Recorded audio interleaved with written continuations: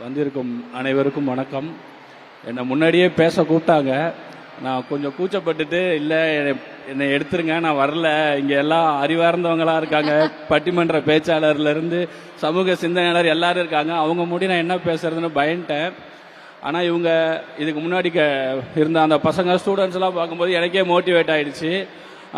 நம்மளுமே ஒரு government school student தானே, கவர்மெண்ட் ஸ்கூலோட அலுமினி. நம்ம இலவச திட்டங்கள் அவ்வளோ அனுபவிச்சிருக்கோம். அட்லீஸ்ட் ஒரு நன்றியாவது சொல்லலைன்னா எப்படி? ஏன்னா நான் பஸ் பாஸ்ல இருந்து ஃபர்ஸ்ட் கிராஜுவேட் ஸ்காலர்ஷிப்னு எல்லா கவர்மெண்ட்டோட இலவசங்களை அனுபவிச்சு அதில் படித்து நான் ஒரு இன்ஜினியரிங் முடித்த ஒரு ஸ்டூடெண்ட்டு. அப்படி இருக்கிறப்போ இவங்கெல்லாம் நன்றி சொல்லும்போது நான் மட்டும் ஏன் நன்றி சொல்லாமல் அங்கேயே உக்காந்துருக்கேன் அப்படின்னு சொல்லிட்டு தான் நான் இங்கே வந்தேன். ஏன்னா நான் ஒரு மிடில் கிளாஸ்னா நகரத்தில் இருக்கிற மிடில் கிளாஸ் கிடையாது, ஊர் சைடில் இருக்கிற மிடில் கிளாஸ். ஊர் சைடில் என்ன மிடில் கிளாஸ்னா, நாங்கள் இட்லி கறியெல்லாம் ஞாயிற்றுக்கிழமை எடுக்க மாட்டோம், தீபாவளி பொங்கல் விசேஷங்களுக்கு மட்டும்தான் எடுப்போம். அந்த அளவுக்கு நாங்கள் மிடில் கிளாஸு. ஸோ இந்த இலவசங்கள்லாம் இதெல்லாம் எங்களுக்கு எவ்வளோ ஹெல்ப் ஆச்சுன்னு நான் உணர்ந்தவன்.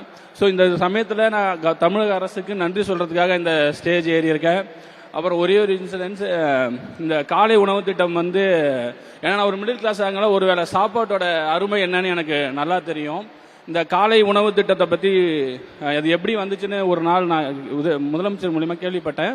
நான் ஒரு ஸ்கூலுக்கு ஒரு விசேஷமாக போயிருந்தேன். அப்போ நான் சில பசங்களை கேட்டேன், சும்மா கேஷுவலாக கேட்டேன், சாப்பிட்டீங்களாப்பா அப்படின்னு கேட்டேன். அவங்க இல்லை சார், காலையில் அம்மா வேலைக்கு போயிட்டாங்க, நாங்கள் அங்கேருந்து வரோம், அதனால் சாப்பிட முடியல அப்படின்னு சொன்னதாக கேள்விப்பட்டேன். அடுத்த கொஞ்ச நாள்லயே பார்த்தீங்கன்னா காலை உணவு திட்டம்னு ஒன்று ஆரம்பிச்சிட்டாங்க. ஏன்னா நான் இலவச பஸ் பாஸ் அரங்கூர்ல இருந்து திட்டக்குடி 12 கிலோமீட்டரு. நான் திட்டக்குடி ஸ்கூலுக்கு வருவேன். மேக்சிமம் 7:30 to 8 பஸ்ஸை பிடிக்கணும். 8, 8:30, 9 மணி ஆகிடும் ஸ்கூலுக்கு வர. அப்போ நான் யோசிச்சிருக்கேன், இந்த மதியம் சோறு போடுற மாதிரி காலையிலையும் சோறு போட்டிருந்தா கொஞ்சம் சந்தோஷமா இருந்திருக்குல்ல, ஸ்கூல்ல சாப்பிட்டுருக்கலாம்ல அப்படின்னு நான் யோசிச்சிருக்கேன்.